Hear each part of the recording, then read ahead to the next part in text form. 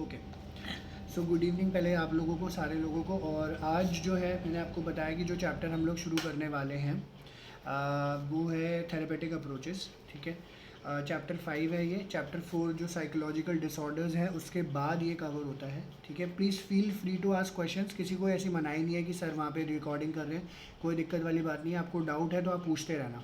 ठीक है, तो जैसा हमारा नॉर्मल क्लास फ्लो है वैसे ही चलेगा। ठीक है, तो घबराना मत। ओके, तो अब क्या था कि कुछ जैसे अभी फ़िलहाल पलक ने जो है चैप्टर 4 हमारे साथ नहीं किया। ऑलमोस्ट सारे लोगों ने हमारे साथ कर लिया है। बीच बीच में कुछ कुछ चीज़ें रह भी गई थी, बट मैंने दोबारा करा दी थी, जो है करा दिया था वो सारा पोर्शन। तो चैप्टर 4 था आपका साइकोलॉजिकल डिसऑर्डर्स के बारे में। और साइकोलॉजिकल डिसऑर्डर्स में जैसे हम लोगों ने सारे वो फिनोमिनास पहले तो पढ़ लिया था कि साइकोलॉजिकल डिसऑर्डर्स क्या क्या होते हैं। उसके 2 व्यू पॉइंट वहाँ पे दिए हुए थे। फिर हिस्टोरिकल उसका जो है चेंज दिखाया हुआ था कि कैसे जो है हिस्टोरिकली साइकोलॉजिकल डिसऑर्डर्स हमारे सामने आया।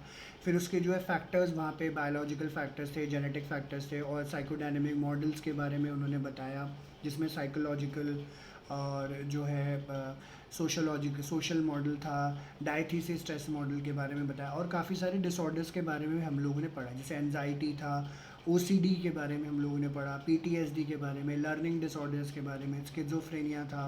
ठीक है, सोमैटोफॉर्म डिसऑर्डर्स थे, मतलब अलग अलग थे। जिन लोगों को नया लग रहा है तो कोई दिक्कत नहीं, एक बार पढ़ेंगे तो ऑब्वियसली सब लोगों ने पढ़ा ही हुआ है तो वो याद हो जाएगा, या समझ आ जाएगा आपको।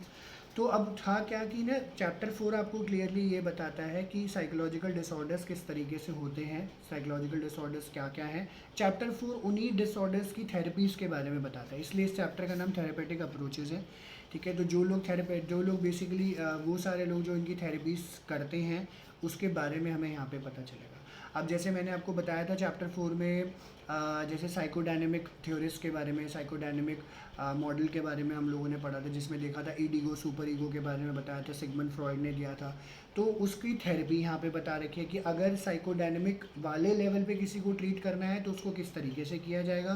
किसी को अगर बिहेवियरल प्रॉब्लम है, जैसे चैप्टर 4 में पढ़ा, तो यहाँ पे बिहेवियरल थेरेपिस्ट या अप्रोचेज हम लोग यूज़ कर रहे होते हैं उसको ठीक करने के लिए। ऐसे ह्यूमनिस्टिक का है, ऐसे कॉग्निटिव का है, तो हर तरीके का यहाँ पे इन्होंने बताया। अपार्ट फ्रॉम दैट कुछ और चीज़ें हैं जो एक थेरेपिस्ट जो थेरेपी देते हुए एक सामने वाले साइकोलॉजिस्ट या फिर सामने वाला जो भी काउंसलर है, ठीक है, हेल्पर है या फैसिलिटेटर है, उसमें क्या क्वालिटीज़ होनी चाहिए उसके बारे में भी बताया। इम्पॉर्टेंट चैप्टर है। ठीक है, जैसे कि साइकोलॉजिकल डिसऑर्डर्स वाला चैप्टर तो 10 मार्क्स का था, ये वाला चैप्टर 7 मार्क्स का है इम्पॉर्टेंट। तो इसमें से काफ़ी चीज़ें हैं जो बहुत इंस्टेंसेस पे कवर हुई है, बट ऐसी काफ़ी चीज़ें भी हैं जो कभी कवर नहीं हुई। ठीक है, बट वो हमें पढ़नी है क्योंकि इम्पॉर्टेंट तो है ही। बोर्ड्स का मैंने आपको बताया थोड़ा बहुत इधर उधर हो जाता है, और पिछले 2 साल से ये पैटर्न है कि हल्का फुल्का नए नए टॉपिक्स डाल रहे हैं। ठीक है, तो सबसे पहला टॉपिक जो है इसमें nature and processes of psychotherapy है, ये हम लोग पढ़ेंगे कि क्या है। ठीक है, अब साइकोथेरेपी बेसिकली क्या है, साइकोलॉजिकल थेरेपी के बारे में इन्होंने बात करी। तो अगर आपको साइकोलॉजिकल किसी भी तरीके की प्रॉब्लम है, जो कि हमने चैप्टर 4 पढ़ते हुए देखा था कि ऑलमोस्ट हर एक इंसान को जो है किसी ना किसी तरीके की प्रॉब्लम हो जाती है। ठीक है, किसी ना किसी तरीके का इशू हो जाता है, और उसकी थेरेपीज़ के लिए जो है ये चैप्टर उन्होंने एक्सप्लेन किया है। तो सबसे पहले हम लोग यही पढ़ते हैं इसमें कि क्या नेचर और क्या प्रोसेस है साइकोथेरेपी का। तो इन्होंने क्या बोला कि साइकोथेरेपी एक वॉलेंट्री Excuse रिलेशनशिप। me, हाँ जी, sir. हाँ जी दिशा, हाँ जी। So sorry to interrupt. Sir मैंने कॉलेज की इंटर्नशिप का जो किया था अटेंड 6 डे कोर्स। हम्म।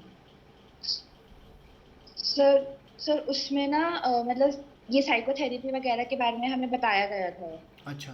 तो सर उसमें मतलब दे टोल्ड अस कि there are about some million people who go untreated for any kind of disease which they have, for हाँ जी। any kind of problem which they are facing. So, hmm. sir, why does it happen that many people go non-detected for the disease that they're suffering from? ऐसा क्यों है sir? अच्छा, वो दिशा ये जो social phenomena है उसको भी मैं बताता हूँ, वो थोड़ा सा बड़ा टॉपिक है। अभी फ़िलहाल चैप्टर हमने शुरू किया है, तो पहले ये पढ़ता हूँ, उसका एक रिलेटेड टॉपिक आएगा वो मैं तब समझाता हूँ आपको। ठीक है, प्लीज़ कीप योर क्वेश्चन, मैं डेफिनेटली इसको आंसर करूँगा। Okay, thank you. तो साइकोथेरेपी इन्होंने बोला, सबसे पहली बात मैंने आपको समझा दिया क्या है, एक वॉलेंट्री रिलेशनशिप है। ये सबसे सिंपल जो है समझने वाली बात है, जिसमें इन्होंने बोला है between the one seeking treatment और द क्लाइंट और the client and the one who treats और द थेरेपिस्ट। तो बेसिकली दो लोगों के बीच में एक रिलेशनशिप बनता है वॉलंटरी। वॉलंटरी का मतलब अपनी मन मर्जी से जिसको जो है ये थेरेपी देनी है, जिसको जो है थेरेपी लेनी है, दोनों पॉइंट ऑफ व्यू से देखा जाता है। क्योंकि ऑब्वियसली जो सफ़र कर रहा है उसको ये थेरेपी चाहिए और जो सफरिंग दूर कर सकता है वो थेरेपी देगा। तो वॉलंटरी रिलेशनशिप है, आप पूछोगे, आप जाओगे। यूजली ऐसा तो नहीं होता ना कि साइकोलॉजिस्ट आपको फ़ोन करके बोलता है अरे थेरेपी ले लो जी, आ जाओ हमारे पास, हम बेच रहे हैं 10 रुपये 10 रुपये 10 रुपये, ऐसा नहीं होता। तो यूजली क्या होता है, जब आप प्रॉब्लम में होते हो तो ये चीज़ करनी होती है। इम्पॉर्टेंट बात, जो पर्पस है इस रिलेशनशिप का, ये कि क्लाइंट की साइकोलॉजिकल प्रॉब्लम जो भी वो फेस कर रहा है या कर रही है उसको यहाँ पे ठीक किया जाए। रिलेशनशिप्स कॉन्ड्यूसिव है। कॉन्ड्यूसिव है मतलब ऑब्वियसली एक एनवायरनमेंट आपको दिया जाता है जहाँ पे आप अपने फ्रीली अपने थॉट्स को जो है, अपनी प्रॉब्लम्स को आप डिस्कस कर सकते हो।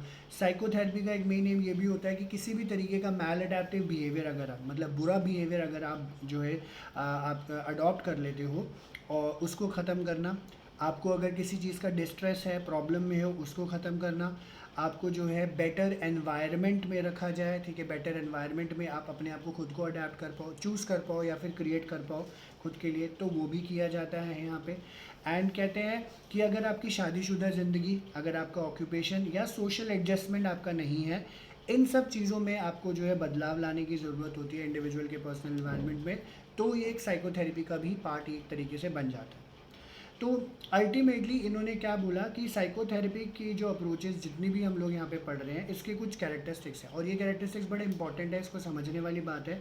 तो सबसे पहले ये क्या कहते हैं कि हमें सिस्टमैटिक एप्लीकेशन उन प्रिंसिपल्स का करना ज़रूरी है, ठीक है, underline the different theories of therapy, ठीक है। ऑब्वियसली क्या होता है, बहुत तरीके की थेरेपीज़ हैं, हर एक तरीके की थेरेपीज़ है और हर एक प्रॉब्लम के लिए हर एक तरीके की थेरेपीज़ है। उसके अंदर कुछ ना कुछ प्रिंसिपल्स होंगे, ठीक है, जिसको हमें समझना है। तो बेसिकली क्या है, जैसे मैंने आपको पहले भी बताया था कि फॉर एग्जांपल अगर एक बुखार अगर आपको हो रहा होता है, फीवर अगर हो रहा है, तो फीवर के बहुत सारे कॉजेज़ हैं, ठीक है। इन्फेक्शन भी हो जाता है, ओवर बर्डन हो जाते हो, एग्जॉस्ट हो जाते हो, बहुत सारे इसके फैक्टर्स हैं। हर एक चीज़ के लिए आपको जो है अलग अलग दवाइयाँ यूज़ होती हैं, ठीक है। अगर इन्फेक्शन है तो एंटीबायोटिक्स देना है, नॉर्मल फीवर है तो क्रोसिन खा ली, पैरासीटामोल ले लिया, कुछ और कर लिया, तो इस तरीके से देखा जाता है। तो वो प्रिंसिपल्स आपको समझना ज़रूरी है सीवियरिटी ऑफ द डिसऑर्डर के पॉइंट ऑफ व्यू से। सेकेंड, जिन लोगों को इसका प्रैक्टिकल ट्रेनिंग मिला है, तो ऑब्वियसली जो साइकोलॉजिस्ट या काउंसलर, जो थेरेपिस्ट है, उन लोगों को अगर प्रैक्टिकल ट्रेनिंग मिली है एक्सपर्ट सुपरविजन के अंडर, वही लोग साइकोथेरेपी प्रैक्टिस कर सकते हैं और सारे लोग नहीं कर सकते। एक अनट्रेंड बंदा जो है अनइंटेंशनली सामने वाले को हार्म कर सकता है, ठीक है, ये भी चीज़ समझने वाली बात है। तो जैसे वो कहते हैं ना नीम हकीम वाली जो बात हो जाती है, तो नीम हकीम होता है ना, तो वो बेसिकली पूरी तरह के ट्रीटमेंट नहीं करता, तो सबसे ज़्यादा नुकसान वो कर देता है। तो इसलिए कहते हैं डॉक्टर के पास जाओ, खुद ही नीम हकीम आप ना बने, ठीक है।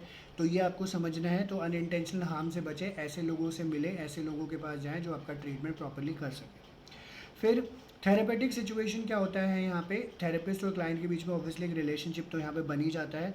जिसको मदद चाहिए यानी क्लाइंट, जिसको मदद करनी है यानी थेरेपिस्ट, उनका एक बॉन्ड यहाँ पे क्रिएट हो जाता है, ठीक है। वो अपनी इमोशनल प्रॉब्लम्स को जो है क्लाइंट दूसरों के सामने रख सकता है, ठीक है। ये पूरा अटेंशन यहाँ पे होता है और अल्टीमेटली क्लाइंट, जो थेरेपिस्ट का फोकस क्या होता है, क्लाइंट की प्रॉब्लम को हमें सॉल्व करना है, ठीक है। ये चीज़ उन्होंने बताई है, तो ये किया। फोर्थ इन्होंने क्या बोला, ये जो इंटरेक्शन है इन दोनों लोगों के बीच में, थेरेपिस्ट और क्लाइंट के बीच में, ये एक थेरेपेटिक रिलेशनशिप क्रिएट कर देता है, ये हमने पढ़ ही लिया है। और ये कॉन्फिडेंशियल रिलेशनशिप है, इंटरपर्सनल और डायनेमिक रिलेशनशिप है, ये हमें समझ के चलना है। कॉन्फिडेंस इसलिए बोला है कि आप किसी का ढिंढोरा नहीं पीटोगे और देखो वो बंदा आया हमारे पास, चलो भाई इसका डिसऑर्डर के बारे में सब जगह पोस्ट, फेसबुक पे डाल दे, इंस्टा पे डाल दे, है ना, व्हाट्सएप स्टेटस लगा दे, देखो देखो देखो। इंटरपर्सनल क्यों है, क्योंकि बिकॉज आपको आप जो है एक दूसरे के साथ इंटरेक्ट यहाँ पे करते हो, जानोगे तभी कुछ होगा। और डायनेमिक है क्योंकि देखो एक दिन इंसान शायद बहुत ज़्यादा दुखी होगा, एक दिन कम दुखी होगा, एक दिन बहुत हंसता हुआ आएगा, तो किसी न किसी तरीके का जो है वो फिनोमेना से गो थ्रू कर रहा होगा। सो ये जो ह्यूमन रिलेशनशिप है, ये एक सॉर्ट ऑफ साइकोलॉजिकल थेरेपी है and it is the vehicle for change. तो आप रिकग्नाइज कर पाते हो, आप अंडरस्टैंड कर पाते हो, आप दूसरों के दर्द को समझ पाते हो, उसको प्रॉब्लम से बाहर निकाल सकते हो। ऑब्वियसली अगर एक्सपर्ट सुपरविजन के अंदर ऐसा होना चाहिए और आपको ये आना चाहिए, तो आप जो है ये एक व्हीकल फॉर चेंज माना जाएगा कि सामने जो क्लाइंट है उसकी प्रॉब्लम ठीक हो सकती है। ठीक है। तो यहाँ से अभी जो बेसिक क्वेश्चंस कवर होते हैं, what is psychotherapy, what are the characteristics of psychotherapy, वही 2 3 4 मार्कर्स हैं। एंड गोल्स ऑफ साइकोथेरेपी भी इंपॉर्टेंट है, 2 3 4 मार्कर में आ जाता है, जो इन्होंने बताया। काफ़ी सारे पॉइंट्स दिए हुए हैं यहाँ पे। तो साइकोथेरेपी या साइकोथेरेपिस्ट अगर हम देखा जाए, उसका क्या एम या क्या गोल होते हैं, साइकोथेरेपी का क्या गोल्स हैं जो वो पूरा कर सकते हैं। सबसे पहली बात, क्लाइंट को स्ट्रेंथन अप किया जाता है कि वो अपनी प्रॉब्लम को अच्छे से रिजॉल्व कर पाएँ। सबसे ऑब्वियसली अगर प्रॉब्लम होगी तो उसको ठीक करना ज़रूरी है। और वो किसी को सिखाएंगे, वो बेसिकली क्या होता है, कुछ तरीके आपको सिखा देते हैं जिससे आप अपनी प्रॉब्लम को ठीक कर सकते हो। ठीक है, खुद को आपको जो है एक पोटेंशियल रियलाइज़ करवा देते हैं कि आप अच्छे हो। ठीक है, ये चीज़ करी जाती है। आपके इमोशनल प्रेशर को कम किया जा सकता है, आपके पोटेंशियल को पॉजिटिव ग्रोथ की तरफ लेकर जाया जाता है, आपकी हैबिट्स को चेंज किया जाता है, आपके थिंकिंग पैटर्न्स को चेंज किया जाता है, आपको सेल्फ अवेयर किया जाता है, एंड इंटरपर्सनल रिलेशन और कम्युनिकेशन को स्ट्रॉन्ग किया जाता है। बिकॉज कई लोग जैसे बात नहीं करते हैं, अपनी प्रॉब्लम्स डिस्कस नहीं करते हैं, तो प्रॉब्लम बढ़ती जाती है। उन सब चीज़ों से भी आपको जो है वाकिफ़ होना होता है यहाँ पे। डिसीजन मेकिंग आप आराम से कर पाते हो, एंड अपनी चॉइसेस के बारे में अवेयर हो पाते हो कि मुझे क्या चूज़ करना है, क्या सही है क्या नहीं है। बिकॉज कई बार कॉन्फ्लिक्ट हो जाता है हमारे अंदर ही, मुझे ये करना चाहिए, मुझे ये नहीं करना चाहिए, मुझे उसके साथ रहना चाहिए, उसके साथ नहीं रहना चाहिए। एंड आप अपने सोशल एनवायरनमेंट को क्रिएटिव और सेल्फ अवेयर मैनर में जो है रिलेट कर पाओगे फिर। ठीक है, तो ये पर्पस है, ये गोल है साइकोथेरेपी का, जो क्लाइंट के अंदर बदलाव लेकर आता है। ठीक है, one of the important part इसका, तो इसका आप मार्क कर लीजिएगा प्लीज़। ठीक है, ये चीज़ उन्होंने बताई। अब इम्पॉर्टेंटली इन्होंने इसको थेरेपेटिक रिलेशनशिप के बारे में बताते हैं। ये 4 मार्कर का यूजली क्वेश्चन आता है, और बीच बीच में से कुछ चीज़ें हैं जो 1 1 मार्कर और 2 2 मार्कर भी आ जाती है, अभी आगे आएगा। सबसे इम्पॉर्टेंट पार्ट है, क्योंकि यहाँ से जो है 1 1 2 2 मार्क काफ़ी बार कवर हो रखा है, तो उसके ऊपर आपको देखना है। तो थेरेपेटिक रिलेशनशिप क्या है, अब हमें पीछे तो हमने पढ़ लिया वॉलेंटरी रिलेशनशिप है, समझ आ गया। तो मैं ऐसा नहीं है कि फॉर एग्जांपल मैंने जो है किसी को पकड़ लिया, मैं आराध्य को पकड़ के लिया, आराध्य भाई इधर आओ, चलो तुम्हारी थेरेपी देता हूँ।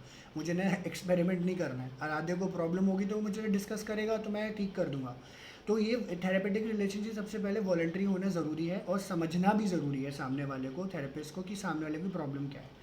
तो ये एक स्पेशल रिलेशनशिप होता है क्लाइंट और थेरेपिस्ट के बीच में। इसको थेरेपेटिक रिलेशनशिप या अलायंस के नाम से जाना जाता है। कोई पासिंग एक्वेंटेंस नहीं है, बेसिकली आपके कोई दोस्ती यारी यहाँ पे नहीं होती, कोई परमानेंट लॉन्ग लास्टिंग रिलेशनशिप नहीं है। ठीक है, तो ऑब्वियसली ऐसा बहुत सारे ऐसे चीज़ें हैं, बहुत सारी ऐसी मूवीज़ भी बनी हैं जिसके ऊपर, इनके ऊपर, कि ऐसा कोई लॉन्ग लास्टिंग रिलेशनशिप नहीं होता है। यहाँ पे आपकी प्रॉब्लम के लिए आप आए हो, प्रॉब्लम का सोल्यूशन हो गया, tata bye bye, see you, good night. ठीक है, ये चीज़ कर देते हैं। And 2 major components therapeutic alliance के हैं, ये प्लीज़ मार्क कर लीजिएगा। 2 जो मेजर कंपोनेंट्स हैं, पहला, the first component is the contractual nature of the relationship in which 2 willing individuals, the client and the therapist, enter into partnership which aims at helping the client overcome her or his problem. तो दोनों बंदे जो हैं वो contract में आते हैं यहाँ पे, कि हम दोनों ट्रीटमेंट देना चाहते हैं, ट्रीटमेंट लेना चाहते हैं। ठीक है, और एक पार्टनरशिप, मतलब एक छोटे से अलायंस के बीच में आते हैं, और आपकी प्रॉब्लम्स को ओवरकम करने के लिए बोला जाता है यहाँ पे कि ठीक है, आपकी प्रॉब्लम्स को हम लोग ठीक कर देंगे। ये चीज़ पहली हो गई। सेकंड, उन्होंने बोला कि ये लिमिटेड ड्यूरेशन होता है। तो जैसे क्या होता है, यहाँ पे जो थेरेपिस्ट है या जो चीज़ है, जो भी है, साइकोलॉजिस्ट है, हेल्पर है, फैसिलिटेटर है, वो आपको सेशंस देता है। ठीक है, जैसे अभी पीछे क्या हुआ था, मेरे पास एक केस आया था, सुसाइडल था बंदा, उसकी गर्लफ्रेंड उसको छोड़ के चली गई थी। मैंने पीछे कुछ बच्चों के साथ डिस्कस भी किया था। यंग लड़का ही था, 20 21 साल, मतलब हाँ 21 22 साल के आसपास का, डेंटिस्ट्री कर रहा था राजस्थान में। और बाई चांस उसकी गर्लफ्रेंड जो है लॉकडाउन के आसपास ही उसको छोड़ के चली गई। लॉकडाउन हो गया, बात कर नहीं पा रहा था, परेशान हो रहा था, तो सुसाइडल था। तो उसने जो जिस ऑर्गेनाइजेशन के साथ मैं जुड़ा हुआ हूँ, ठीक है, उन्होंने मुझे बोला कि इनके सेशंस आपको लेने पड़ेंगे। तो जैसे मैंने 3 या 4 सेशंस लिए, तो वो ठीक हो गया। मतलब कंप्लीटली नहीं, ऑब्वियसली ये सब चीज़ें टाइम लग रही होती है, बिकॉज आप किसी से अटैच होते हो तो बहुत टाइम लगता है, उससे फिर छूटना बहुत ईजी नहीं होता। तो कुछ चीज़ें उसने समझी, बाद में भी मेरे पास वो कॉन्टैक्ट में रहा, तो उस चीज़ को वो ओवरकम थोड़ा बहुत एक लेवल पे वो कर पाया। ठीक है, और उसकी जो टेंडेंसीज थी वो ख़त्म कर पाया। तो ये चीज़ होती है। तो लिमिटेड ड्यूरेशन हो, तो यहाँ पे मैंने बोला 4। अब मैं थोड़ी ना ज़िंदगी भर उसके साथ बैठ के बता रहा हूँ, अरे वाह क्या हाल है भाई, चलो खाने पे चलते हैं, घूमने चलते हैं, पार्टी करने चलते हैं। तो ये सब चीज़ें इन प्रोफेशनल लेवल पे नहीं करी जाती। और ये अलायंस तब तक ही लास्ट करती है जब तक एक इंसान अपनी लाइफ का फुल कंट्रोल नहीं ले लेता। अब जैसे वो बंदा था जो सुसाइडल था, अब उसने बोला चलो ठीक है, हाँ सर मुझे समझ आ गई बात, मुझे ऐसा नहीं करना चाहिए, तो उसको समझ आई बात, तो अपनी लाइफ को अब कंट्रोल कर सकता है। और बाई चांस अगर ये टेंडेंसी दोबारा आती है तो वो दोबारा बात कर सकता है। ठीक है, ये चीज़ है। और इसकी कुछ यूनिक प्रॉपर्टीज़ हैं। क्या ट्रस्टिंग रिलेशनशिप है, कॉन्फिडाइंग रिलेशनशिप है, और हाई लेवल ऑफ ट्रस्ट की वजह से आप अपने आप को कम्प्लीटली अनबर्डन कर सकते हो, ठीक है, अपनी साइकोलॉजिकल प्रॉब्लम जो है और पर्सनल प्रॉब्लम सामने वाले को बता सकते हो। तो टेकिंग ऑब्वियसली जिसको मैंने अभी जिससे मैं बात कर रहा था, ठीक है, जिसके बारे में, तो उसका भी यही था, उसने पूरी मतलब ट्रस्टिंग रिलेशनशिप था और मैन टू मैन एक बात हो रही थी, उसने पूरी कहानी सुनाई मुझे, ए टू जेड उसने पूरी कहानी सुनाई क्या था। तो उससे पहले इस लड़की से पहले जो है उसके 7-8 रिलेशनशिप्स रह चुके थे, बट वो शॉर्ट टर्म में टूटते रहते थे। क्यों ये, अब इसने वो अपने आप खुद भी रीज़न दे दिया कि मैं थोड़ा सा ओवर पॉजेसिव हो जाता हूँ, है ना। तो वो क्यों, क्योंकि मैंने उसका जब बेसिक बैकग्राउंड चेक किया, जैसे हमने साइकोलॉजिकल डिसऑर्डर्स में पढ़ा था कि जो शुरू के फैक्टर्स होते हैं तो उससे प्रॉब्लम हो जाती है हमें। तो बचपन से इसकी मदर नहीं रही, तो मदरली लव, वो अफेक्शन, प्यार नहीं मिलता है, तो बच्चों को थोड़ा सा ये प्रॉब्लम यहाँ पे देखने को सॉरी मिलती है। सर, वॉइस थोड़ी बोल रही है। हाँ चीज़ ठीक हो जाएगी, कोई बात नहीं, वो इंटरनेट पर लैग हो जाता है ना। अब ठीक है।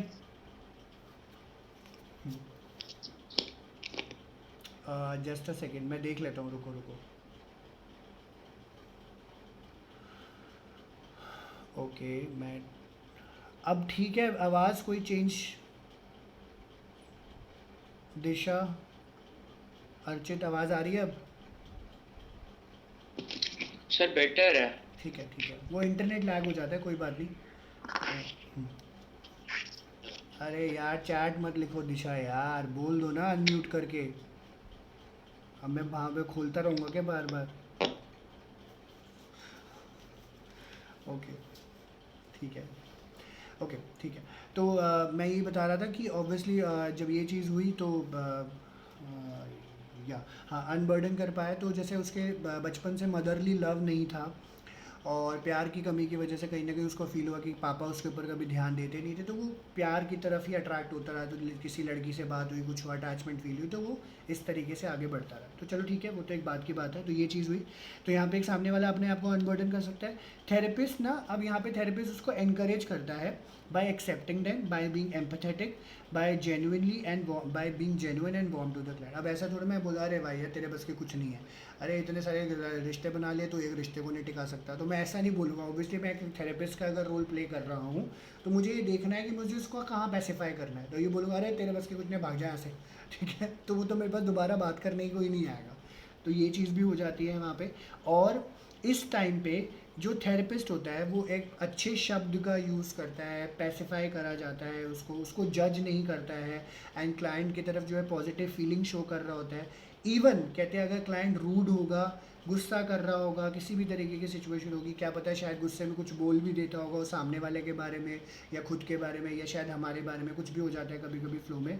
इन सब चीज़ों से भी उसको परे उठ के उसको समझाना पड़ेगा। इस प्रोसेस को, इस फिनोमेना को हम लोग बोलते हैं unconditional positive regard. Unconditional positive regard ये 1 and 2 मार्कर का आता है, ठीक है, इंपॉर्टेंट है। अनकंडीशनल पॉजिटिव रिगार्ड एक ऐसी सिचुएशन है जहाँ पे क्लाइंट, जहाँ पे थेरेपिस्ट जो है बिना रूड हुए, बिना जजमेंटल हुए, बिना किसी भी जो है कंक्लूजन पे पहुँचे, क्लाइंट को जो है सुनता है, समझता है, उसकी हेल्प करने को तैयार होता है, उसको हम लोग अनकंडीशनल पॉजिटिव रिगार्ड बोलते हैं। अनकंडीशनल पॉजिटिव रिगार्ड तो मतलब बिना किसी कंडीशन के सामने वाले के लिए आप पॉजिटिव जो है रिगार्ड शो कर रहे होते हो कि भैया जो आप हो हम आपको समझेंगे तभी आपको सॉल्यूशन दे पाएंगे। दूसरी जो इम्पॉर्टेंट चीज़ है, जो ये बेसिकली काउंसलर के फीचर है, काउंसलर का या थेरेपिस्ट का फीचर है अनकंडीशनल पॉजिटिव का। दूसरा, थेरेपिस्ट को जो है एम्पथाइज करना आना चाहिए। एम्पथी का मतलब क्या होता है? It is different than sympathy. Empathize का मतलब होता है putting yourself into other shoes. It is not literal कि putting yourself into other shoes इसका एक्चुअल डेफिनेशन है, बट इसका मतलब ये है कि आप दूसरों की परेशानी को आप समझ सकते हो ऐसा महसूस करके कि शायद मेरे साथ हुई है, शायद ऐसा मेरे साथ हुआ है, तो ये चीज़ बताना होता है, ठीक है। तो सिंपैथी में क्या होता है? आपको सामने वाले की तरफ कंपैशन, पिटी होता है and suffering of another, but it is not able to feel like the other person. हम जैसे फॉर एग्जांपल मेरे पास जैसे दिशा आ जाती है कि सर ऐसे ऐसे हो गया, ये प्रॉब्लम हो गया, ऐसा हो गया, मतलब ओहो दिशा बहुत बुरा हुआ बेटा, वाह वाह वाह वाह, इतना बुरा तो नहीं होना चाहिए ज़िंदगी में। तो अब यहाँ पे मैं उनके साथ मैं मैं सिंपैथी एक शो कर रहा हूँ कि वाह वाह, मतलब वाह वाह तो नहीं करूँगा, बुरा आपको ऐसा लग रहा है, ठीक है। बट जहाँ पे अगर मैं एम्पथाइज करने की बात करूँगा तो वहाँ पे क्या होगा? उसकी प्रॉब्लम, अच्छा दिशा ऐसा हो गया, ओ माय गॉड ऐसा तो मेरे साथ भी हुआ है, बड़ी प्रॉब्लम होती है, मैं समझ सकता हूँ, I can understand your feelings, क्या आप गो थ्रू कर रहे होगे। तो उससे क्या लगेगा ना, दिशा को थोड़ा सा ना एक वो लगेगा, अच्छा हाँ मेरे को कोई समझने वाला है, मुझे कोई अंडरस्टैंड करने वाला है। तो उस पॉइंट ऑफ व्यू से वो अपने जो है जो भी अंदर प्रॉब्लम चल रही होगी वो धीरे धीरे धीरे धीरे बता सकती है। तो intellectual understanding is cold. Intellectual understanding इन्होंने बोला ठंडा ठंडा होता है, मैंने बोला अरे यार ये सब तो होता है। दिशा को ऐसे बोला ठीक है दिशा ऐसे तो होता रहता है, कोई दिक्कत नहीं है, आगे बढ़ो ज़िंदगी में, कुछ नहीं हो सकता। तो वहाँ पे बेसिकली क्या होगा, ये ना बड़ा ठंडा सा रिस्पॉन्स होएगा, सामने वाला जो है उसको फील नहीं कर पाएगा, सिंपथी भी नहीं हो पाएगी ये। On the other hand empathy is present when one is able to understand the plight of another person. तो अगर मुझे किसी को समझना है तो मैं उसकी प्रॉब्लम को समझना ज़रूरी समझूंगा, किस फेज से वो गो थ्रू कर रहा है इंसान, उसको समझना। And it means understanding things from the others persons perspective. तो आपको दूसरे के पर्सपेक्टिव को भी समझना है यहाँ पे, that is putting one self in other person shoes.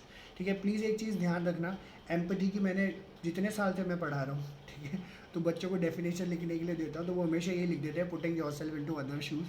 तो प्लीज़ ये डेफिनेशन नहीं है, एम्पैथी ऊपर लिखा हुआ है कि क्या है, understanding the plight of another person, understanding the perspective, ये चीज़ लिखना, एग्जाम्पल की तरह लिख देना। ठीक है, दूसरों के जूतों में अपना पैर घुसाना, ठीक है, वो चलेगा, ठीक है, नॉट लिटरली बट वैसे। सो एम्पैथी की वजह से क्या हो जाता है, थेरेपेटिक रिलेशनशिप जो है अच्छा हो जाता है, एनरिच हो जाता है, आप उसको हीलिंग रिलेशनशिप में भी कन्वर्ट फिर कर पाते हो, एंड क्लाइंट धीरे धीरे धीरे धीरे जो अपनी सारी बातें रख पाते हैं। And the therapeutic alliance also requires that the therapist must keep strict confidentiality of the experience, events and feelings and thought disclose by the client. अब जैसे सिंपल सी बात है कि कि अगर मैं सामने वाला किसी को प्रॉब्लम से गो थ्रू कर रहा है तो मैंने यही बताया आपको, ढिंडोरा नहीं पीटना है मुझे, ठीक है। तो मैंने अब जैसे वो मेरे पास क्लाइंट आया था जो सुसाइडल था, उसके बाद भी एक मेरी 4 साल पहले की एक स्टूडेंट थी, उसका भी आया। वो मेरे से इतना टॉकिंग टाइम्स में नहीं थी, बट उसको पता चला कि जैसे सर जो है एज ए प्रैक्टिस कर रहे हैं, तो ऑब्वियसली उसने मेरे को अप्रोच किया, तो मैंने उसको भी बताया। तो ये नहीं है कि मैं सबको जाके मैं उसके फ्रेंड्स को बता दूँ, अरे देखो तुम्हारे फ्रेंड का फ़ोन आया था, देखो किस प्रॉब्लम से गुजर रही है। तो ये सब चीज़ें हमें नहीं करनी चाहिए। आपके उनके एक्सपीरियंस, इवेंट्स, फीलिंग्स और थॉट्स को हम सामने वाले को नहीं बताते हैं। थेरेपिस्ट जो है वो ट्रस्ट नहीं खोना चाहता है, उस ट्रस्ट खोना भी नहीं चाहिए, और एक प्रोफेशनल रिलेशनशिप है और ये ऐसा ही रहना चाहिए, ठीक है। आपको पता ही है प्रोफेशनल रिलेशनशिप कैसा होता है थोड़े बहुत, तो वैसा ही आपको यहाँ पे रखना है, ठीक है। तो ये आपका nature and process of psychotherapy था एंड थेरेपेटिक रिलेशनशिप था, ठीक है। ये आप लोगों को क्लियर है? अगर किसी को पॉइंट कोई क्लियर नहीं है तो अनम्यूट करके पूछ ले, वरना मैं फिर आगे चल रहा हूँ। ओके सर एक बार जो आपने मार्कर्स मार्क कराए हो बता दो, बिफोर मार्कर वगैरह जो मार्क कराए हैं टॉपिक्स। ओके, थेरेपेटिक रिलेशनशिप मैंने अभी बताया है बस दिशा, इसी में 4 मार्कर का यूजली टॉपिक आता है, और unconditional positive regard empathy 1-1-2-2 marker है। वैसे वीडियो रिकॉर्ड हो रही है पैरेलली, और तो रिवीजन भी वहाँ से आप लोग अब कर सकते हो, ठीक है। ओके, तो आई होप क्लियर है। जब भी ऐसा लगे कुछ पूछना है तो प्लीज़ टॉपिक ख़त्म होते ही या बीच में आपको लगता है तो पूछ लीजिएगा। ओके, सो कमिंग टू अब टाइप्स ऑफ थेरेपीज, एक सेकेंड, टाइप्स ऑफ थेरेपीज या ओके। अब ये थोड़ा सा डीप टॉपिक है, इसको आपको प्लीज़ मैं पहले समझा देता हूँ पहले कि इस प्रैक्टिकली आप इसको कैसे समझ सकते हो, क्योंकि साइकोलॉजिकली वहाँ थोड़ा सा समझना टफ है। प्लीज़ ध्यान से सुनना, ठीक है, ध्यान से। दिशा, अर्चित, ठीक है, प्लीज़ ध्यान से सुनना आप लोग, अदिति भी, और बाकी सारे लोग भी हैं, अदिति, आराध्या, अर्चित, दिशा, गुनगुन, कीर्ति, पलक, जो भी है जैसे भी है, ठीक है, क्योंकि कई बार थोड़ी सी डीप अंडरस्टैंडिंग मांगता है ये। ओके, अब बेसिक देखो क्या होता है, एक फिनोमिना है किसी भी तरह का, जैसे हम लोग उसको साइंस से रिलेट कर देते हैं, ठीक है, साइंस।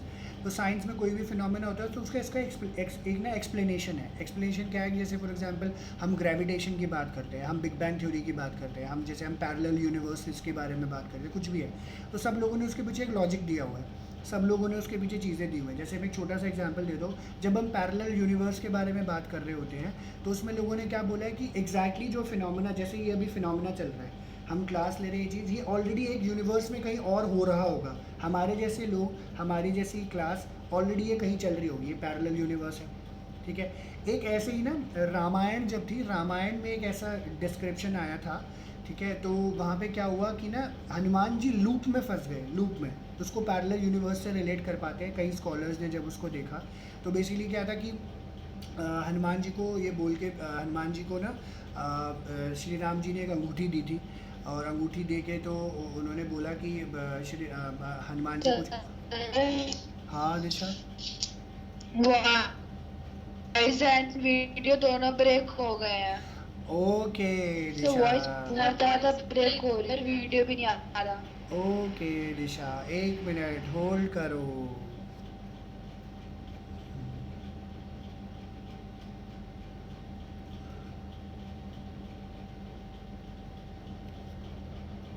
एक मिनट रुको प्लीज।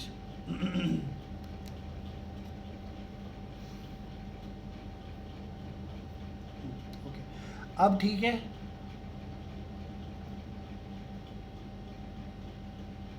आवाज आ रही है, वीडियो दिख रही सर है? बेटर है पहले से। ठीक है ठीक है। Yes sir. Okay cool, thank you. तो तो उसमें बेसिकली क्या हुआ कि जो हनुमान जी वाली कहानी में सुना रहा था, तो हनुमान जी को एक रिंग दी गई, और उन्होंने तो क्या चाहते थे कि ना, मतलब कुछ ही ऐसा डिस्क्रिप्शन है, मैं एग्जैक्टली रिकॉल नहीं कर पा रहा हूँ। तो हनुमान जी शायद ना राम जी से अलग होना चाह रहे थे कि मैं अलग हो जाता हूँ, तो आप मुझे ऐसा सूवेनियर दे दो, मैं अपने पास रखूँ, या उनको कहीं छोड़ के आना था। तो बेसिकली वो क्या करते थे, उनको ना पाताल लोक में भेजा गया, और वो अंगूठी दे दी तो उनको वहाँ छोड़ के आनी थी। अब वो छोड़ के आनी थी तो इसलिए किया गया था कि उसको बंद कर दिया जाए और हनुमान जी बाहर ना आए, कुछ ऐसा सिचुएशन था।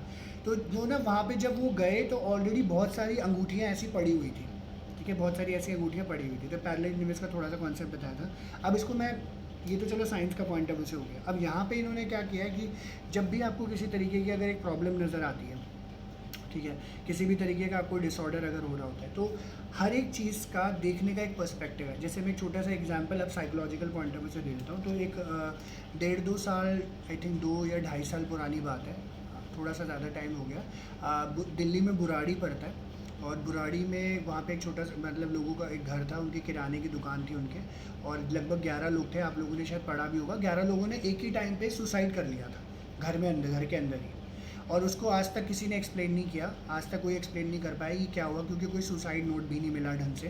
तो ये 11 के 11 लोगों ने, बाद में पता चला, लोगों ने टेस्टिफाई, लोगों ने पढ़ा कि डायरी एंट्री कर रखी थी कि जो है उनको जो है हेलुसिनेशंस बहुत ज़्यादा थी, कि वो ऊपर जाना चाहते थे, मरना चाहते थे। तो छोटे छोटे बच्चे भी थे, बड़े बड़े लोग भी थे, बुज़ुर्ग लोग भी थे, उन्होंने सब ने सुसाइड कर लिया एक बार में। अब जब मैंने इसको स्टडी किया, क्योंकि डेली इसके ऊपर जो है न्यूज़ में कुछ ना कुछ आता रहता था, तो इसमें ना साइंटिफिक फिनोमेना भी घुसा रखा था, इसमें रिलीजियस एंगल भी था, पॉलिटिकल एंगल भी था, हर एक तरीके से मतलब इसको जो है कनेक्ट करने की कोशिश करी है, एस्ट्रोलॉजिकली भी, स्पिरिचुअली भी, ठीक है, साइंटिफिकली भी, और साइकोलॉजिकली भी, हर तरीके से। यहीं अब जो है हम टॉपिक जो पढ़ने वाले हैं, उसमें भी कुछ इसी तरीके का सिचुएशन हमें सामने देखने को मिले। तो ये क्या कहते हैं, psychodynamic behaviour and humanistic existential therapy. ये एक 3 बेसिकली प्लेटफॉर्म्स हैं, ठीक है, 3 व्यूज़ हैं। और ये बेसिक, अगर आपको किसी भी तरीके का साइकोलॉजिकल डिसऑर्डर होता है तो, या प्रॉब्लम होती है किसी को भी, तो ये जो पर्सपेक्टिव वो किस तरीके से उसको समझते हैं, ठीक है, या कैसे उसको जो है अंडरस्टैंड किया जाता है, उसके बारे में इन्होंने यहाँ पे बताया, ठीक है। और ये 1 to 1 इन्होंने क्वेश्चन फॉर्म में समझा रखा है, 6 क्वेश्चन है उसके फॉर्म में समझाता है। हम एक के बाद एक पढ़ेंगे, प्लीज़ कहीं नहीं समझ आए तो पूछ लेना। तो ये क्या कहते हैं कि दो all psychotherapies aimed at removing human distress and fostering effective behavior, they differ greatly in concepts, methods and techniques. Psychotherapies may be classified into 3 broad groups, that is psychodynamic, behavioral, existential therapies, ठीक है। इसको इस तरीके से divide किया गया है, 3 groups में डिवाइड कर दिया, एंड ग्रुप्स ये किस तरीके से देखेंगे हमें पता चलेगा। In terms of the chronological order, psychodynamic सबसे पहले आया था, उसके बाद बिहेवियर थेरेपी आई, उसके बाद सर आवाज़ ब्रेक हो रही है। ओके, 1 मिनट रुको।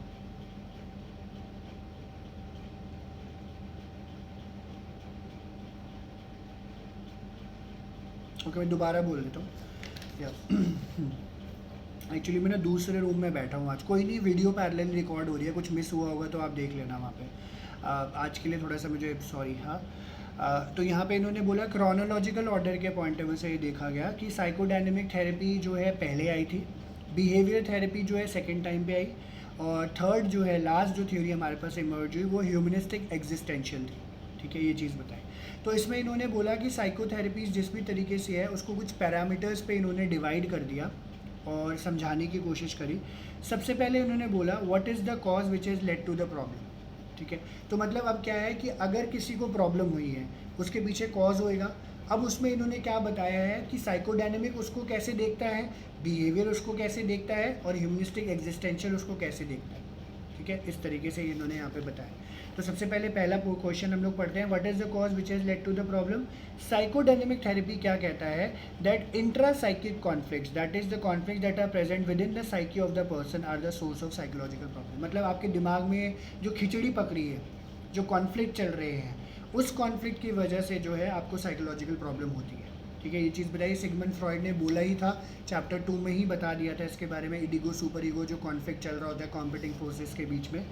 फिर इन्होंने क्या बोला, बिहेवियर थेरेपीज के पॉइंट ऑफ व्यू से साइकोलॉजिकल प्रॉब्लम कैसे अराइज होती है, क्यों, जब आप जो है गलत बिहेवियर सीख लेते हो या आपका जो है कॉग्निटिव पैटर्न ख़राब हो जाता है। ठीक है, याद करने का जो तरीका है या कुछ है, या समझ नहीं आ रही हैं चीज़ें, वो ख़राब हो जाता है। एंड एग्जिस्टेंशियल थेरेपी ये बताता है कि आपको अपने लाइफ और एग्जिस्टेंस के बारे में जब नहीं समझ आता कि मैं कौन हूँ, मैं क्या हूँ, क्या है मेरी ज़िंदगी, मुझे अपनी लाइफ का पर्पस नहीं पता है, क्या करना चाहिए क्या नहीं करना चाहिए, तो जाके आपको साइकोलॉजिकल प्रॉब्लम्स यहाँ पे हो जाती है। तो ये 3 व्यूज़ हो गए। आई होप मैं जो मैंने आपको एग्जांपल दिए थे वो उससे आप रिलेट कर पाओ यहाँ पे, कि अगर एक प्रॉब्लम है तो उसको 3 किस व्यूज़ से देखा जा रहा है, यहाँ पे 3 नज़रियों से। सेकेंड उन्होंने बोला कि how did the cause come into existence, वो कॉज आया कहाँ से, किधर से आया। ठीक है, तो ऑब्वियसली प्रॉब्लम हुई है, प्रॉब्लम का कॉज है, तो कॉज आया कहाँ से। साइकोडायनेमिक थेरेपी ने क्या बोला, ये भी चैप्टर 2 में हमने पढ़ा है, 4 में भी हमने पढ़ा है, कि आपके बचपन के कुछ अनफुलफिल्ड डिज़ायर्स होते हैं, या आपके बचपन में कुछ ऐसे डर होते हैं जिससे इंट्रा साइकिक कॉन्फ्लिक्ट होता है एंड जिससे आपको साइकोलॉजिकल प्रॉब्लम हो जाती है। ये सबसे बड़ा कॉज है, आपको जो है यहाँ पे समझाया। बिहेवियर थेरेपी ने क्या बोला, जब आप बुरी कंडीशनिंग सीख लेते हो, ठीक है, मैल अडेप्टिव बिहेवियर अडॉप्ट कर लेते हो, आपका लर्निंग पैटर्न ख़राब हो जाता है, आपकी थिंकिंग और बिलीफ पैटर्न ख़राब हो जाते हैं, इसकी वजह से साइकोलॉजिकल प्रॉब्लम हो जाती है आपको, ये कॉज है सबसे बड़ा। और एग्जिस्टेंशियल थेरेपी क्या कहता है, वो प्रेजेंट के ऊपर फोकस करता है। एग्जिस्टेंशियल थेरेपी हमेशा से प्रेजेंट के ऊपर ही फोकस करता है, आज के ऊपर फोकस करता है।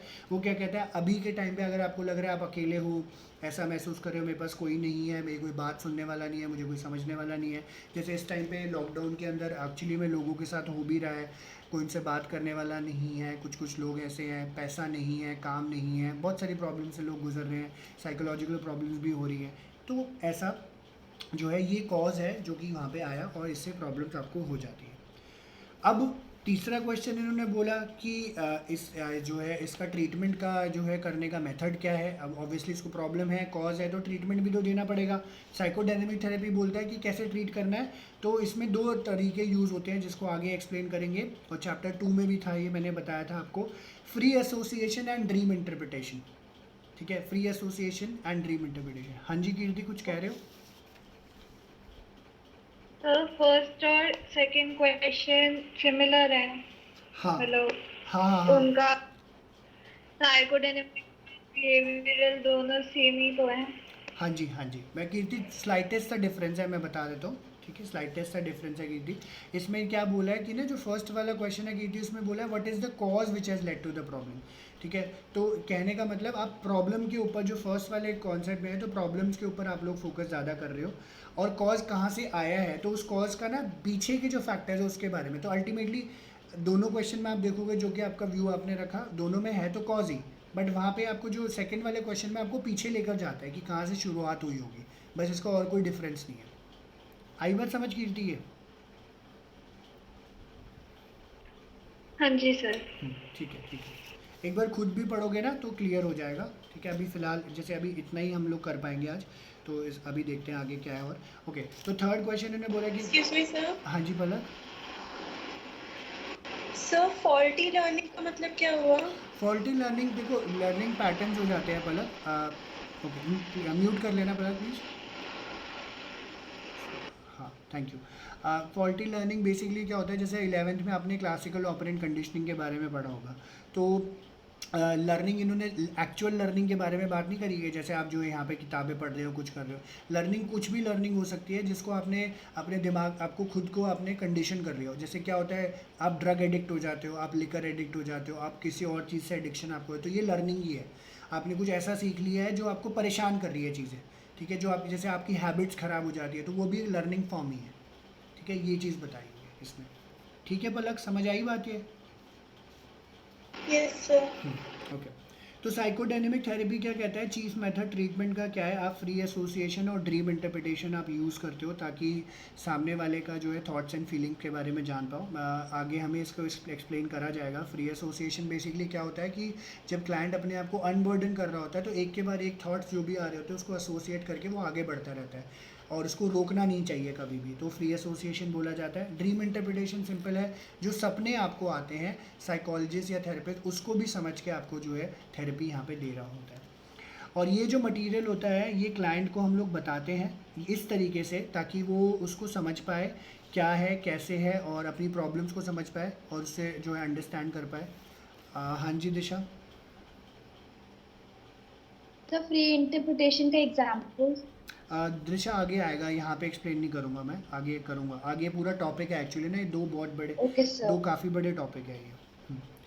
Free association and dream interpretation है सिंपल इन्होंने आप बताया हुआ। जैसे मैंने सिंपली बताया, जो मैं लाइन मैंने आपको बोली कि क्लाइंट अपने आप को जब अनबर्डन कर रहा होता है एक के बाद एक जो भी थॉट्स उसके पास आ रहे होते हैं, इसको हम लोग फ्री एसोसिएशन बोलते हैं। कि मतलब पहला जो उसने बात बोली, फिर दूसरी बात बोली, उसको एसोसिएट कर पाया, लिंक कर पाया, फिर तीसरी, फिर चौथी, वो चलता रहता है। ठीक है, इस तरीके से। ओके, आगे एक्सप्लेन करेंगे इसको। फिर उन्होंने बोला बिहेवियर थेरेपी क्या बोलता है, जो आपने कंडीशन, जो आप कंडीशन हो सकते हो, जो गलत आपने बिहेवियर सीख रखा है उसके लिए आप ऑल्टरनेटिव बिहेवियरल कॉन्टीजेंसीज बनाते हो इम्प्रूवमेंट के लिए, ताकि आप जो है अपने बिहेवियर को इम्प्रूव कर पाओ। कॉग्निटिव मेथड क्या बोलता है यहाँ पे, कैसे ट्रीट कर सकते हैं in this type of therapy, challenge the faulting thinking patterns of the client to help और ओवरकम साइकोलॉजिकल डिस्ट्रेस। जैसे क्या कई लोग बोलते हैं मैं ये नहीं कर सकती, मैं ये नहीं कर सकता, मेरे बस की नहीं है, मैं नहीं कर, मैं ये काम मेरे से नहीं हो पाएगा, या मेरा सोच ख़राब हो गई, या मैं किसी की तरफ नेगेटिव सोच रहा हूँ, ये सोच रही हूँ। तो इन सब को भी ठीक किया जाता है क्योंकि ये दिमाग में आपका बैठा हुआ है। एंड एग्जिस्टेंशियल थेरेपी क्या बोलता है, थेरेपिस्ट जो है थेरेपेटिक एनवायरनमेंट एक ऐसा देता होता है जो कि पॉजिटिव है, जो कि एक्सेप्टिंग है, जो कि नॉन जजमेंटल है, एंड क्लाइंट अपनी प्रॉब्लम्स को जो है सामने रख पाता है अपने फ्रीली। ठीक है, और थेरेपिस्ट जो क्या है एक गाइड और एक फैसिलिटेटर की तरह काम कर रहा होता है और क्लाइंट अपनी प्रॉब्लम को यहाँ पे जो है पर्सनल सॉल्यूशंस उसको जो भी हो रहे होते हैं या पर्सनल ग्रोथ उसकी हो जाती है यहाँ पे, तो उससे प्रॉब्लम से बाहर आ जाता है। ठीक है, ये तीन जो है व्यूज़ यहाँ पे इन्होंने दिए हैं। फिर उन्होंने बोला कि what is the nature of the therapeutic relationship between the client and the therapist, कि मतलब उनका रिलेशनशिप का ऑब्वियसली क्या नेचर होता है, क्या समझते हो। पीछे इन्होंने बताया दिया वॉलंटरी रिलेशनशिप है, कोई प्रोफेशनल रिलेशनशिप है ना, कोई फ्रेंडशिप वगैरह नहीं करनी होती। तो साइकोडायनेमिक थेरेपिस्ट ये एज्यूम करता है यहाँ पे कि थेरेपिस्ट को सब कुछ पता है इंट्रासाइकिक कॉन्फ्लिक्ट्स के बारे में क्लाइंट से ज़्यादा, इसलिए थेरेपिस्ट जो है क्लाइंट के थॉट्स एंड फीलिंग्स को इंटरप्रेट करने की कोशिश करता है, डीपर अंडरस्टैंडिंग करने की कोशिश करता है कि सामने वाले को ट्रीट कर पाए। बिहेवियर थेरेपी ये एज्यूम करती है कि थेरेपिस्ट को ये अच्छे से पता है कि किस तरीके का गलत बिहेवियर जो है क्लाइंट अडॉप्ट कर चुका है, किस तरीके के थॉट पैटर्न्स वो गलत अडॉप्ट कर चुका है, एंड उसके लिए वो करेक्ट बिहेवियर थॉट पैटर्न्स वो लोग लेकर आ जाते हैं वहाँ पे। ठीक है, क्रिएट करते हैं। तो साइकोडायनेमिक और बिहेवियर थेरेपीज ये एज्यूम करते हैं कि थेरेपिस्ट जो है उसको ये अच्छे से पता है कि इसकी एक प्रॉब्लम है तो उसको कैसे हम सॉल्व कर सकते हैं। बट एग्जिस्टेंशियल थेरेपी में ऐसा नहीं होता। Existential therapy is just merely like simple सी काउंसलिंग है, आपको एक warm encouraging environment empathetic relationship देता है जहाँ पे क्लाइंट आपको खुद ब खुद अपने आप को एक्सप्लोर कर पाता है, अपनी प्रॉब्लम्स को रख पाता है एंड प्रेजेंट में सॉल्यूशन लेके चला जाता है। जैसे मैं जो हूँ मैं ह्यूमनिस्टिक एग्जिस्टेंशियल थेरेपी में कंसिडर किया जाऊँगा क्योंकि मैं ना जैसे ये साइकोडायनेमिक थेरेपीज़ या कॉग्निटिव थेरेपीज़ में नहीं दे सकता प्रॉपरली जो होती हैं। ठीक है, ये बहुत डीपर लेवल पर जा रहा होता है। कॉग्निटिव तो थोड़ा बहुत फिर भी चलता है, बट मेरे को कंसिडर किया जाए क्योंकि मैं काउंसलर एज अ पार्ट कर रहा होता हूँ तो मैं ह्यूमनिस्टिक एग्जिस्टेंशियल थेरेपिस्ट कहाँ जाऊँगा। ठीक है, फिर अब फाइनली सब चीज़ें करोगे तो बेनिफिट भी होगा क्लाइंट को। साइकोडायनेमिक थेरेपी में क्या बेनिफिट होगा, तो सामने वाला जो क्लाइंट है जिसको प्रॉब्लम है उसको इमोशनल इंटेलेक्चुअल इंसाइट मिलेगी।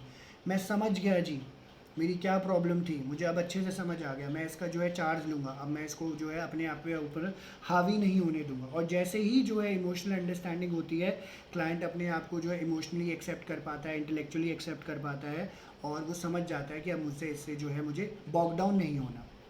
फिर क्लाइंट के सिम्टम जो भी होते हैं और डिस्ट्रेसेस जो है ख़त्म हो जाते हैं साइकोडायनेमिक थेरेपी में। बिहेवियर थेरेपी में क्या होता है, आपका फॉल्टी बिहेवियर या थॉट पैटर्न है वो कम्प्लीटली चेंज हो जाता है, आप पॉजिटिव हो जाते हो। जैसे क्या था, मेरे साथ था एक ऐसे टाइम था कॉलेज तक, और जब तक मेरी शादी हुई थी तो मैं बहुत नेगेटिव, बड़ा नेगेटिव सोचता था, बहुत नेगेटिव, हर काम में नेगेटिव, हर कुछ भी बोलो नेगेटिव नेगेटिव। तो एक्चुअली वो मेरी लाइफ में भी मैनिफेस्ट होता रहता था, कहीं पे भी कुछ हो नहीं रहा है, कहीं पे कोई काम नहीं हो रहा।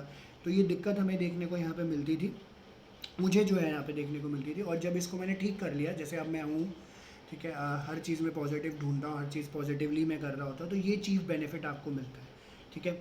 और अडेप्टिव और हेल्दी बिहेवियर और थॉट पैटर्न जो है आप दे देते हो यहाँ पे, तो उससे क्लाइंट का डिस्ट्रेस यहाँ पे ख़त्म हो जाता है। ह्यूमनिस्टिक थेरेपी क्या बोलता है, it values personal growth as a chief benefit, तो आपकी पर्सनल ग्रोथ हो जाती है, ठीक है, नेचुरली है, ठीक है। आपको कुछ समझ आ गया, ओ माय गॉड ये तो बड़ा एनलाइटनिंग था मेरे लिए, मुझे समझ आ गया, ठीक है। तो personal growth is the process of gaining increasing understanding of one self and one aspiration emotions and motive. जैसे अभी 2-3 दिन से कुछ प्रॉब्लम चल रही थी, तो मैं भी थोड़ा सा परेशान चल रहा था, तो मैंने बहुत लोगों से बात करी, जो मेरे से रिलेटेड है, जिसके लिए मुझे प्रॉब्लम चल रही थी। तो लास्ट में जो मेरे को भी एक अच्छे से जानती थी, उन लेडी को मैंने फ़ोन किया, तो उन्होंने बोला, तो उन्हें बात समझाई, जैसे ना, तो कहते हैं तुम्हारी ना आपकी लाइफ कंडीशन बड़ी इंपॉर्टेंट है। तो उसने क्या, जैसे फॉर एग्जांपल मेरे को एक ना एक छोटा सा एक एग्जांपल दिया, क्या कहते हैं, जैसे तू मेरे से बात कर रहा है, उन्होंने बोला, और मैंने लिखा सुधर जा, ठीक है, उन्होंने लिखा सुधर जा। अब वो ना मेरी लाइफ कंडीशन क्या होगी उसके हिसाब से मैं सुधर जा समझूंगा। अगर जैसे बोलोगे सुधर जा, और इसने मेरे को डांट लगाई, कह रहे सुधर जाओ, ऐसे कौन लिखता है, मैं तो सुधरा ही हुआ हूँ। फिर अगर तुम्हारी लाइफ कंडीशन अच्छी होगी, हैप्पी होगी, तो वो लिख रही है सुधर जा, तो आप क्या समझोगे, सुधर जा, तो मैं हंसूंगा, अरे सुधर जा मतलब ओ अच्छा अच्छा अच्छा, ठीक है सुधर जाऊंगा, तो आपने उसको लाइटर नोट पे ले लिया। तो आपकी जैसी लाइफ कंडीशन होती है वैसा ही। तो यहाँ पे क्या हुआ, इस लेवल पे मुझे कल जब मैंने ये स्टेटमेंट सुना, तो मुझे एक इमोशनल इंसाइट हुआ, मतलब मुझे समझ पाया। तो यहाँ पे क्या है, पर्सनल ग्रोथ हुई, अच्छा ओके, तो कहीं ना कहीं लाइफ कंडीशन मेरी इस तरीके से हो रखी होगी या कुछ होएगा। तो जस्ट एन एग्जाम्पल, वो चीज़ उन्होंने यहाँ पे बताई।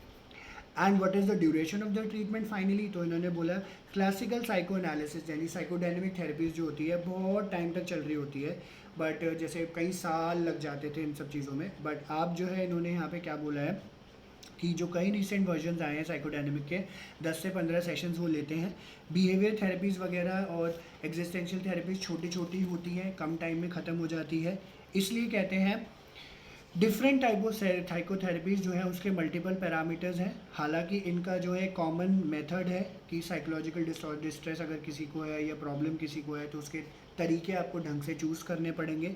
और थेरेपिस्ट और जो थेरेपेटिक रिलेशनशिप यहाँ पे देखते हैं, ये जो प्रोसेस है ये एजेंट ऑफ चेंज है, ठीक है, जिस भी तरीके से है। तो कोई भी आपकी लाइफ में as a agent of change की तरह काम कर रहा होता है, कोई भी प्रोसेस, कोई भी इंसान, कोई भी इंसिडेंट, ठीक है, वो आपके जो है बदलाव लेकर आता है। इन सब के थ्रू क्लाइंट की प्रॉब्लम ख़त्म होती है, क्लाइंट जो है यहाँ पे अपनी प्रॉब्लम से बाहर आ पाता है।